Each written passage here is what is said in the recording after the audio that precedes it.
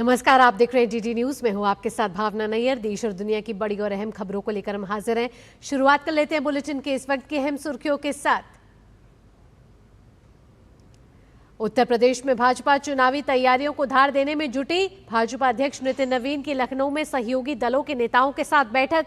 Party के शक्ति केंद्र संयोजक सम्मेलन को भी करेंगे संबोधित।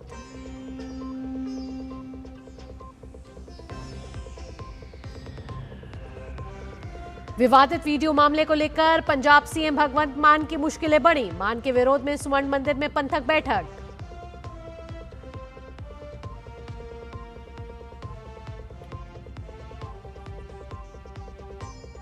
मूसलाधार बारिश से महाराष्ट्र में हाल बेहाल। कई नदियां उफान पर। मुंबई ठाणे समेत कई जिलों में रेड अलर्ट। एनडीआरएफ की हुई तैनाती।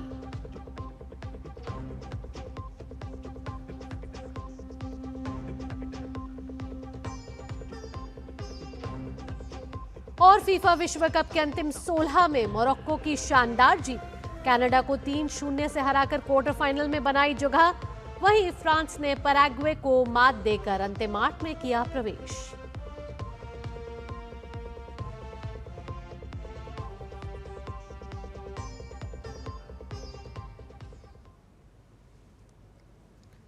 और अब खबरें विस्तार से। सबसे पहली खबर मानसून से जुड़ी हुई है। महाराष्ट्र में इस समय मूसलाधार बारिश हो रही है और मानसूनी बारिश की शुरुआत के साथ ही हाल बेहाल हो चुका है। इस समय महाराष्ट्र का अगले 72 घंटे भारी बारिश का अलर्ट जारी किया गया है। आपको बता दें कि इनके जगहों पर अलर्ट है। इस समय मुंबई, ठाणे, पालघर, पुणे, सातारा में रेड अलर्ट जारी किया गया है। इसके साथ ही भिवंडी, विरार, नालासोपारा में भी जलभराव देखने को मिल रहा है। बीएमसी ने एहतियातन कहा है कि बेहद जरूरी हो तभी घर से बाहर निकले।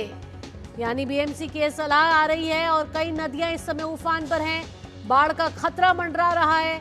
रायगढ़ की बात करें तो रायगढ़ में अंबा नदी जो है वो चेतावनी स्तर के पार इस समय दिख रही है। तो रायगढ़ में भी अंबा नदी उफान पर है। साथ ही जगबुडी, विशिष्टि नदी का भी जलस्तर बढ़ चुका है। पंचगंगा, वैनगंगा का भी जलस्तर बढ़ रहा है। प्रशासन ने हाई अलर्ट जारी कर दिया है। इसके साथ ही चिपलून, कोल्हापुर में एनडीआरएफ की तैनाती कर दी गई है। यानी एनडीआरएफ को भी सचेत कर दिया गया है। और पोलादपुर, महाबलेश्वर, आंबेनली घाट मार्ग बंद कर दिया गया है। और साथ ही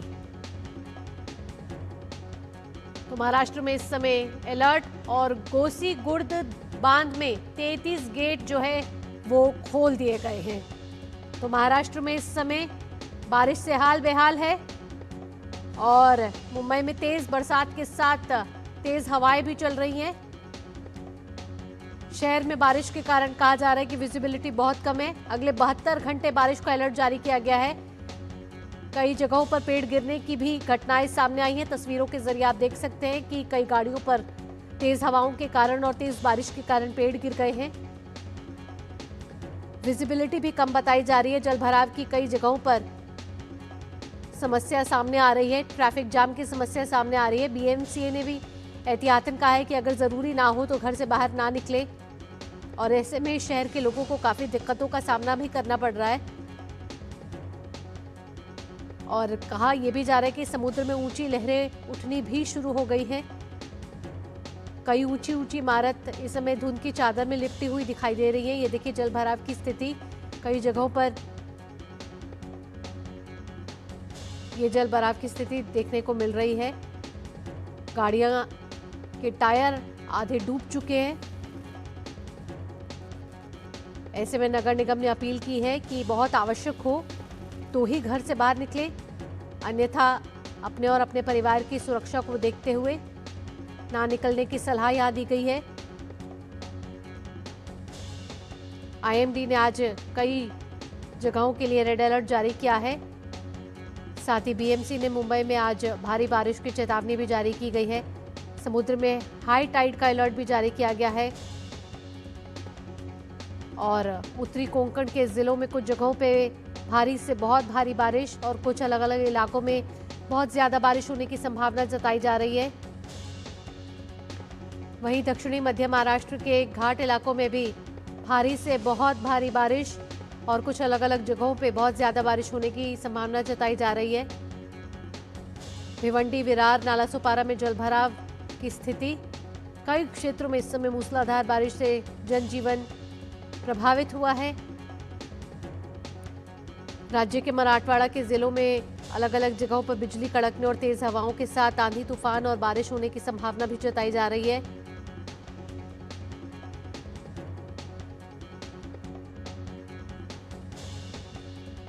मुंबई के शहर इलाके, कई शहर में बारिश हो रही है इस समय। कई इलाके इस समय जलभराव की स्थिति से जूझ रहे हैं। तो महाराष्ट्र में इस समय मूसलाधार बारिश, जिससे सड़कों पर पानी भर गया है। कई इलाकों में जनजीवन बुरी तरीके से ठप कहा जा रहा है और आज कई जगहों के लिए आईएमडी ने रेड अलर्ट भी जारी किया है। मुंबई, ठाणे, पालघर, रायगढ़ समेत महाराष्ट्र में बारिश इस समय हो रही है, जिसका असर रोड, ट्रेन, प्लेन सब पर पड़ रहा है। ये वर्ली के तस्वीरें आप देख रहे हैं, जहां पेड़ के गिरने से और तेज हवाएं चलने से, ये देखिए ये वर्ली के ये तस्वीरें जहां तेज हवाएं, आंधी तूफान की ये तस्वीरें हैं। मुंबई में इस समय मूसलाधार बारिश हो रही है और तेज हवाएं चलने से कई जगहों पर पेड़ गिरने की भी घटनाएं सामने आई हैं। यातायात भी प्रभावित हुआ है। इसकी वजह से बीएमसी ने अपील की है कि आप तभी घर से बाहर निकले जब भी कोई ज़रूरी काम हो। कई घरों और दुकानों में पानी घुस गया है। कई संवेदनशील इलाकों के लिए रेड अलर्ट जारी किया गया है। पिछले 24 घंटों में भारी से अधिक बारिश महाराष्ट्र में हो रही है और जिससे जनजीवन पर भारी असर पड़ा है। मुंबई, पूरे कोंकण क्षेत्र, मध्य महाराष्ट्र और विदर्भ में जनजीवन अस्त व्यस्त हो गया है। आईएमडी ने कहा है कि 6 जुलाई तक ये भारी बारिश रहने की संभावना है। मुंबई, ठाणे, पालघर, रायगढ़, रत्नागिरी और सिंधुदुर्ग जिले में रेड अलर्ट जारी किया गया है और साथ ही साथ एनडीआरएफ की तैनाती भी कर दी गई है।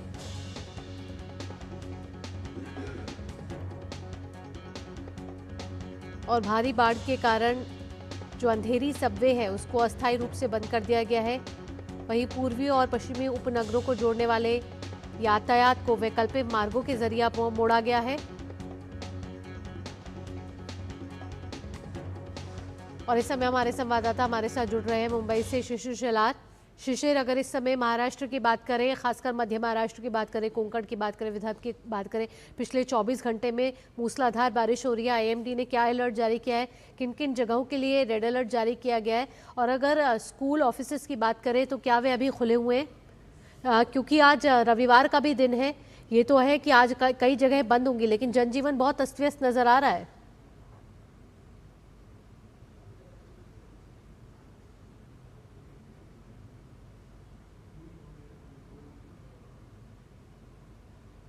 शिशिर, क्या आपको हमारी आवाज पहुंच रही है? जी बिल्कुल। देखिए, इस वक्त अगर मुंबई की बात करें, खासतौर पर महाराष्ट्र की, जिस प्रकार से आईएमडी ने कहा था कि 3 दिन काफी महत्वपूर्ण होंगे, जिसमें अगर देखा जाए तो आज दूसरा दिन है, लेकिन साथ ही साथ खास तौर पर यह चेतावनी भी दी गई थी कि जो महाराष्ट्र का पश्चिमी इलाका है, खासतौर पर कोंकण की बात करें, मुंबई की बात करें, ठाणे, पालघर, रायगढ़, सिंधुदुर्ग, ये जो जिले हैं, यहाँ पर जो है मूसलाधार बारिश की संभावना जताई जा रही थी। और इसलिए हमने देखा कल से लेकर आज 24 घंटे हो चुके हैं, यहाँ पर बारिश लगातार जारी है। मुंबई में अगर देखा जाए तो मुंबई में भी जो है कल से लगातार बारिश जारी है, लेकिन हालांकि रुक रुक कर बारिश हो रही है और इसीलिए कई ऐसे जगह है जहां पर अब तक जो है कठिन स्थिति उत्पन्न नहीं हुई है। लेकिन जहां तक बात करें जो वाटर लॉगिंग एरियाज है, खासतौर पर मुंबई की, तो वहां पर चाहे वो सायन हो, दादर हो, अंधेरी सबवे हो, इन जैसे इलाकों में जो है वाटर लॉगिंग होती हुई दिखाई दे रही है। लेकिन इसके बावजूद भी मुंबई की जो ट्रैफिक है, जो यातायात है, वो सुचारू रूप से चल रहा है। जो मुंबई की लाइफलाइन कही जाने वाली लोकल ट्रेन भी अगर देखा जाए आज अपने तयशुदा वक्त पर चल रही है। खास तौर पर अगर कोंकण की बात करें तो कोंकण में लगातार जो है बारिश जो मूसलाधार बारिश है वो जारी है और इसीलिए जो कई नदियां हैं कोंकण की, चाहे वो रत्नागिरी जिले की हम बात करें या सिंधुदुर्ग जिले की बात करें, यहाँ पर कुछ नदियां उफान पर है और इसीलिए जो नदी किनारे जो गांव बसे हैं उनको जो है अलर्ट घोषित किया गया है। हालांकि इन सभी जगह पर, खासतौर पर ठाणे, रायगढ़, पालघर और कोंकण के जो जिले हैं वहां पर एनडीआरएफ की टीमें तैनात की गई है। इस बार अगर महाराष्ट्र की बात करें तो महाराष्ट्र में मानसून लगभग अगर देखा जाए तो 1 महीने की देरी से शुरू हुआ है। जून जुलाई अगर देखा जाए तो पहले सप्ताह में जो है बारिश शुरू हुई महाराष्ट्र में और इसीलिए अब ये जो मानसून की जो स्प्रेड है वो पूरा महाराष्ट्र में इस वक्त जा रहा है। जहां बात करें मध्य महाराष्ट्र की, नासिक में हमने देखा कि पिछले 24 घंटों में लगातार बारिश हो रही है। वही विदर्भ के कई इलाकों में, चंद्रपुर हो या फिर हम बात करें नागपुर, वर्धा, बुल्ढाना और गोंदिया की बात करें तो वहां पर भी जो है बारिश अब शुरू हो चुकी है। तो हम कह सकते हैं कि मानसून की जो वर्षा है पूरे पैन महाराष्ट्र इस वक्त जो है वो फैल चुका है। दूसरी महत्वपूर्ण बात यह भी है कि इस वक्त जैसे हमने पहले कहा कि सतर्क मोड पर है प्रशासन और इसीलिए कुछ जगहों पर, मुंबई की बात करें तो मुंबई में कुछ जगह पर पेड़ ढहने के कारण जो है यातायात में समस्या हुई थी। हालांकि जो बीएमसी प्रशासन है वो जगह पर, अलग अलग जगह पर जो है इस वक्त नजर बनाए रखा है। खासतौर पर मैनहोल्स की अगर बात करें तो वो कहीं ना कहीं एक प्रमुख विषय मुंबई में है, जिससे हमने देखा कि पिछले कुछ दिनों में जो है कुछ लोगों की मौत जरूर हुई थी मैनहोल में गिरकर। तो वहां पर भी जो है प्रशासन ने जो है अपने अधिकारी तैनात किए गए हैं। और जहां तक बात करें नालों की सफाई की, चूंकि मुंबई में मानसून में ये काफी दिक्कत सामने आती है, तो ऐसे में जो नाले की क्लीनिंग है उसको पूरी तरह किया गया है। जो पेड़ों की, रास्ते पर दोनों तरफ जो पेड़ है उसकी छटाई जो है वो शुरू कर दी है। आप समझ सकते हैं कि आने वाले 3 से 4 दिन काफी महत्वपूर्ण होने वाले हैं। और जिस प्रकार से आईएमडी ने जो है रेड अलर्ट घोषित किया है मुंबई के लिए आज शाम 4 बजे तक, ये अनुमान है कि ये रेड अलर्ट शायद अगले 2 दिनों तक कंटिन्यू हो सकता है। खासतौर पर अगर हम बात करें मध्य महाराष्ट्र की भी इस वक्त, तो मध्य महाराष्ट्र में भी नासिक, जलगांव जैसे जो इलाके हैं वहां पर भी वर्षा शुरू हो चुकी है। सरकार ने इससे पहले जो है चेतावनी दी थी किसानों को, चूंकि वर्षा देखा जाए तो मानसून देरी से आ रहा था, इसलिए सोविंग जो है वो थोड़ी डिले करे। हालांकि अब मानसून का आगमन हो चुका है महाराष्ट्र में, तो खासतौर पर जो खेती के काम है उसको शुरुआत हो चुकी है। कोंकण में अगर देखा जाए, नासिक, जलगांव, पुणे जो ग्रामीण इलाका है वहां पर जो है खेती के कामों की शुरुआत अब हो चुकी है। जी जी, इसके साथ कई जगहों पर हाई टाइड का भी अलर्ट जारी किया गया है। बहुत तेज हवाएं चल रही हैं। किन किन जगहों पर हाई टाइड का अलर्ट है शिशिर? देखिए, मुंबई में पिछले 24 घंटों में देखा जाए तो 40 से 50 किलोमीटर प्रति घंटा की रफ्तार से जो हवाएं चल रही है। आज भी यह अनुमान जताया जा रहा है कि मुंबई में जो है गस्टी विंड्स होंगे, जो आईएमडी ने पहले कहा था तेज बारिश तो होगी लेकिन साथ ही साथ हवा भी जो है काफी स्पीड में होगी। तो ऐसे में मुंबई के अलग अलग इलाके जो है इस वक्त प्रशासन तैनात है। सबसे प्रमुख बात यह होती है कि जिस प्रकार से वर्षा के दौरान जो पेड़ है खासतौर पर रास्तों के दोनों तरफ वो गिर जाते हैं और इसलिए यातायात में कहीं ना कहीं अगर देखा जाए तो बाधा उत्पन्न होती है। तो ऐसे में उन जगहों पर भी जो है बीएमसी प्रशासन इस वक्त जो है तैनात की गई है। मुंबई में पिछले 1 सप्ताह से अगर देखा जाए तो पेड़ गिरने के कारण जो है कुछ लोगों की मौत हुई है, स्कूली बच्चों की मौत हुई है। हालांकि इस पर ज्यादा ध्यान देते हुए जो है बीएमसी प्रशासन जो देख रही है, जो पुराने पेड़ है उनकी कटाई इस वक्त चल रही है। साथ ही साथ जैसे मैंने पहले कहा कि पूरे कोंकण बेल्ट में जो है वो हवा की रफ्तार ज्यादा होगी और इसीलिए जो है हम बात करें खासतौर पर हाई टाइड के दौरान काफी मुशक्कत मुंबई वासियों को तो होती है, क्योंकि जिस प्रकार से अगर हाई टाइड होती है और उसी वक्त वर्षा होती है तो जो लो लाइन एरियाज है मुंबई के वहां पानी जमना शुरू होता है। हालांकि अब तक हाई टाइड का ऐसा असर मुंबई पे दिखाई नहीं दे रहा है, क्योंकि बारिश जो है रुक रुक कर मुंबई में लगातार हो रही है। जी, बीएमसी ने भी एडवाइजरी जारी की है, क्या कुछ सलाह दी है बीएमसी ने? बिल्कुल, देखिए 24 घंटों में बीएमसी ने कहा कि अगर जरूरत पड़े तो ही घर से बाहर निकलना और इसीलिए जो शनिवार के दिन मतलब कल के दिन जो स्कूल्स थे उन स्कूल्स को छुट्टी दी गई थी। इससे पहले हमने देखा कि रायगढ़ में भी जो है और खासतौर पर कोंकण में जो स्कूल्स थे उनको शुक्रवार को जो है वो छुट्टी घोषित की गई थी। तो ऐसे में खासतौर पर ये एहतियातन अगर देखा जाए तो बीएमसी ने कई प्रिकॉशनरी मेजर्स उठाए हैं। जैसे मैंने कहा कि जो इंपॉर्टेंट पॉइंट्स है जहां पर लो लाइन एरियाज है वहां पर जो है प्रशासन के अधिकारी तैनात किए गए, पंपिंग स्टेशन बिठाए गए हैं चुकर की इन लो लाइन एरियाज में जल भराव न हो।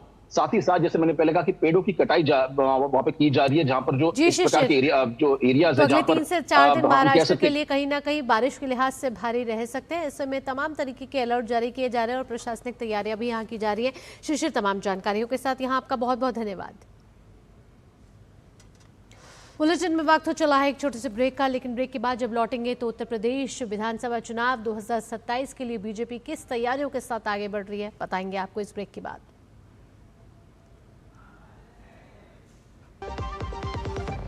बीमारी हुई तो पता लगा कि हॉस्पिटल का बिल ऑफिस के हेल्थ इंश्योरेंस से कई गुना ज्यादा है। काश मैंने हेल्थ इंश्योरेंस लिया होता। पॉलिसी बाजार पे 1 करोड़ का हेल्थ इंश्योरेंस सिर्फ 550 रुपए महीने से शुरू। मेरी पसंद। मेरी पसंद। मेरी पसंद। मेरी पसंद। हमारी पसंद। हम सबकी पसंद। मजबूत देश का मजबूत सरिया हो गया स्टील।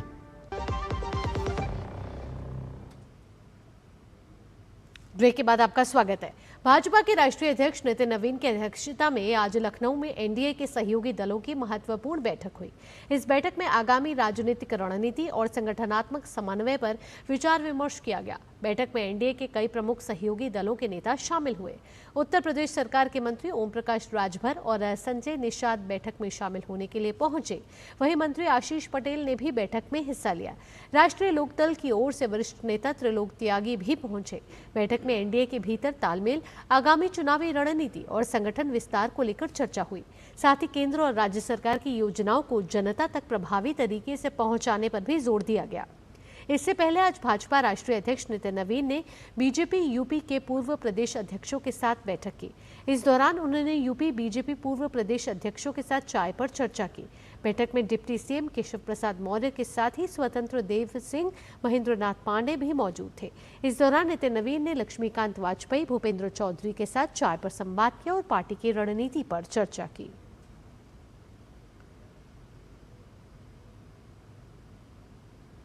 उत्तर प्रदेश सरकार में मंत्री स्वतंत्र देव सिंह ने कहा कि जनसंघ से लेकर भाजपा तक की यात्रा का एक ही मूल मंत्र है, यह कार्यकर्ता आधारित पार्टी है।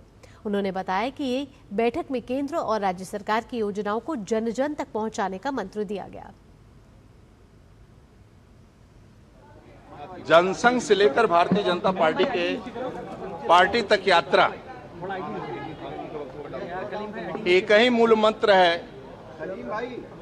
ये कार्यकर्ता आधारित पार्टी है, कार्यकर्ताओं के दम पर चलने वाली पार्टी है। इसीलिए कार्यकर्ता भारतीय जनता पार्टी को अपना मां समझता है और कमल का चुनाव चिन्ह उसका फूल है। जातिवाद, क्षेत्रवाद, व्यक्तिवाद, परिवारवाद, वंशवाद से ऊपर उठकर राष्ट्रवाद और कमलवाद को देखता है। और देश का नेतृत्व आदरणीय मोदी जी, राज्य का नेतृत्व आदरणीय योगी जी, केंद्र और राज्य सरकार की योजनाओं को गांव-गांव तक ले जाने का मंत्र दिया गया।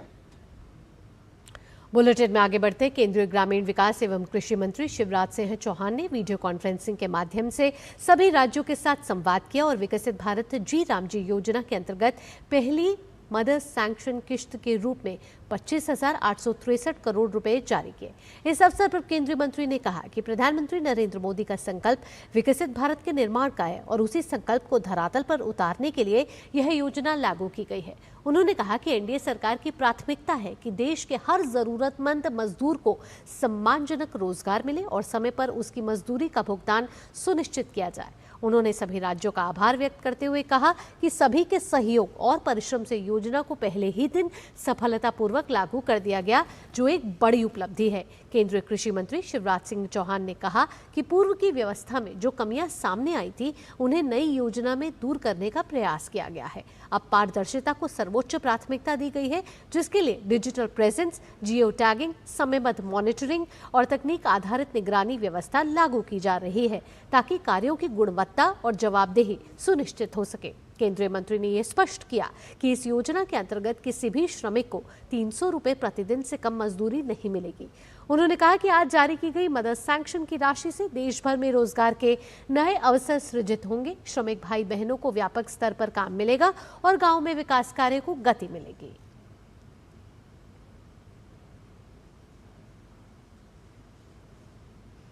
बेहतर रोजगार देने की संकल्प के साथ, क्योंकि गांव और गरीब प्रधानमंत्री जी और एनडीए की सरकार की प्राथमिकता है, तो हर मजदूर को मांगने पर सुनिश्चित काम मिले और इसलिए मनरेगा में जितनी कमियां थी उनको दूर करते हुए 1 जुलाई से विकसित भारत जी राम जी योजना पूरे देश में लागू हो गई है।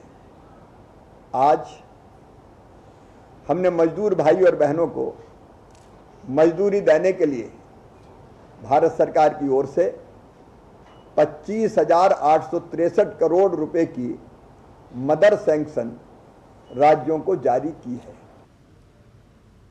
सोशल मीडिया पर E20 फ्यूल को लेकर बहस तेज है। कुछ सोशल मीडिया पोस्ट्स में इसे आधुनिक कारों और उनके इंजनों के लिए नुकसानदायक बताया जा रहा है, तो कहीं कहा जा रहा है कि इससे पर्यावरण और किसानों पर बुरा असर पड़ रहा है। लेकिन वैज्ञानिकों और जानकारों के मुताबिक इस दावे में सच्चाई नहीं नजर आ रही है। क्या E20 वाकई एक जोखिम है या फिर इसके बारे में फैलाई जा रही जानकारी अधूरी और भ्रामक है?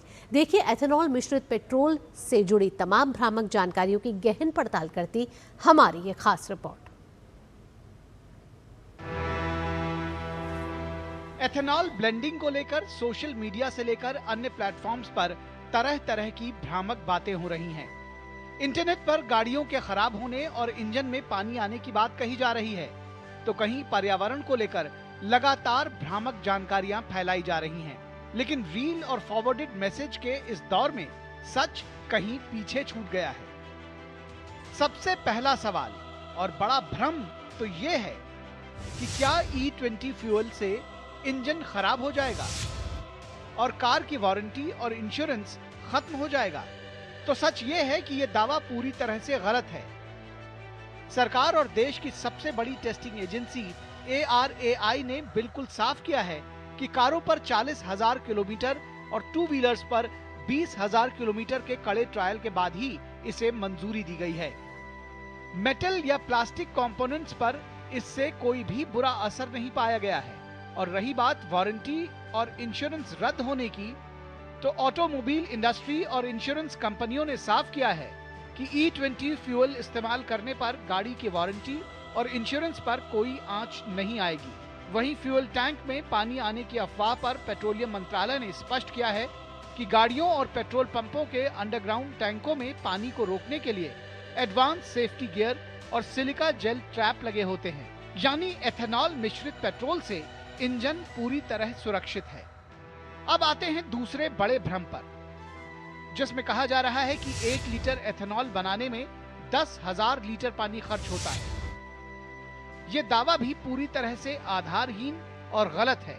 असल में एथेनॉल प्लांट्स में प्रति लीटर सिर्फ 3 से 5 लीटर प्रोसेस्ड पानी का इस्तेमाल होता है और आधुनिक यूनिट्स में जीरो लिक्विड डिस्चार्ज तकनीक भी अपनाई जा रही है, यानी पानी को रिसाइकिल किया जाता है। इसके अलावा एथेनॉल का बड़ा हिस्सा अब मक्का जैसी फसलों से आ रहा है, जिसमें सिंचाई की जरूरत सीमित होती है। इसलिए पानी की खपत को लेकर जो बड़े आंकड़े फैलाए जा रहे हैं वो वैज्ञानिक रूप से बिल्कुल सही नहीं है। एथेनॉल को लेकर एक और बड़ा भ्रम यह है कि भारत में E20 एक खतरनाक प्रयोग है, लेकिन सच्चाई यह है कि एथेनॉल फ्यूल कोई नया कॉन्सेप्ट नहीं है। दुनिया के कई देश पहले से एथेनॉल मिश्रित पेट्रोल इस्तेमाल कर रहे हैं। अमेरिका में E10 स्टैंडर्ड फ्यूल बन चुका है और वहां E15 का दायरा लगातार बढ़ रहा है। ब्राजील में तो पेट्रोल में करीब 27 से 35% तक एथेनॉल मिलाया जाता है और वहां 80% से ज्यादा गाड़ियां फ्लेक्स फ्यूल पर चलती हैं। कनाडा, थाईलैंड, जापान और यूरोप के कई देश सालों से इसका इस्तेमाल कर रहे हैं। भारत का E20 प्रोग्राम कोई नया प्रयोग नहीं, बल्कि ग्लोबल बेस्ट प्रैक्टिस के मुताबिक है, जो न सिर्फ पर्यावरण के अनुकूल है, बल्कि इससे ऊर्जा क्षेत्र में हमारी बड़ी जरूरतें भी पूरी हो रही हैं। E20 को लेकर सोशल मीडिया पर यह भी कहा जा रहा है कि एथेनॉल प्लांट्स किसानों और पर्यावरण को नुकसान पहुंचाते हैं, जबकि हकीकत इसके बिल्कुल उलट है। ये प्लांट पर्यावरण मंत्रालय से सख्त मंजूरी मिलने के बाद ही लगते हैं और बायोमास यानी कचरे से बनी बिजली पर चलते हैं। इस एथेनॉल ब्लेंडिंग प्रोग्राम ने साल 2014 से अब तक 1,90,000 करोड़ रुपए से ज्यादा की विदेशी मुद्रा बचाई है। इससे किसानों को सीधा फायदा हुआ। एथेनॉल मिश्रित पेट्रोल की तमाम खूबियों को जानने के बाद ये बात पूरी तरह से सच साबित होती है कि E20 को लेकर सोशल मीडिया और अन्य प्लेटफॉर्म्स पर फैलाए जा रहे ज्यादातर दावे भ्रामक और तकनीकी रूप से बिल्कुल निराधार हैं। E20 न तो गाड़ियों के लिए खतरा है, न पर्यावरण या किसानों के लिए नुकसानदायक, बल्कि ये विकसित भारत और हरित भविष्य की दिशा में क्रांतिकारी कदम साबित होगा। Bureau report, DD news. आइए अब खेल से जुड़ी खबरों का रुख कर लेते हैं, जहां बात करते हैं फीफा विश्व कप 2026 की, जिसके प्री क्वार्टर फाइनल में मोरक्को ने शानदार प्रदर्शन करते हुए कनाडा को 3-0 से हराकर क्वार्टर फाइनल में जगह बना ली है। शुरुआत से ही आक्रामक खेल दिखाने वाली मोरक्को की टीम ने पहला गोल 50वें मिनट में करके बढ़त हासिल की। इसके बाद दूसरे हाफ में 2 और गोल दागकर मुकाबले पर पूरी तरह नियंत्रण बनाए रखा। कनाडा की टीम पूरे मैच में गोल करने का कोई प्रभावी अवसर नहीं बना सकी। मजबूत रक्षा पंक्ति और तेज जवाबी हमलों के दम पर मोरक्को ने एक तरफा जीत दर्ज की। इस जीत के साथ मोरक्को ने लगातार दूसरी बार विश्व कप के क्वार्टर फाइनल में प्रवेश किया। फीफा विश्व कप 2026 के प्री क्वार्टर फाइनल में फ्रांस ने पैराग्वे को 1-0 से हराकर अंतिम 8 में प्रवेश कर लिया। दोनों टीमों के बीच मुकाबला काफी रोमांचक रहा और पहले हाफ में कोई भी टीम गोल नहीं कर सकी। दूसरे हाफ में फ्रांस ने आक्रामक खेल दिखाया और एम्बापे ने निर्णायक गोल दागकर बढ़त हासिल की। इसके बाद फ्रांसीसी रक्षा पंक्ति ने पैराग्वे के लगातार हमलों को नाकाम करते हुए बढ़त बरकरार रखी। पैराग्वे ने बराबरी के लिए कई प्रयास किए, लेकिन फ्रांस के गोलकीपर और डिफेंस ने शानदार प्रदर्शन किया। इस जीत के साथ फ्रांस ने लगातार मजबूत प्रदर्शन जारी रखा और अब क्वार्टर फाइनल में उसका सामना मोरक्को से होगा। और इसी के साथ इस बुलेटिन में इतना ही। देश और दुनिया की बाकी खबरों के लिए जुड़े रहिए आप DD न्यूज के साथ। फिलहाल के लिए दीजिए अनुमति। नमस्कार।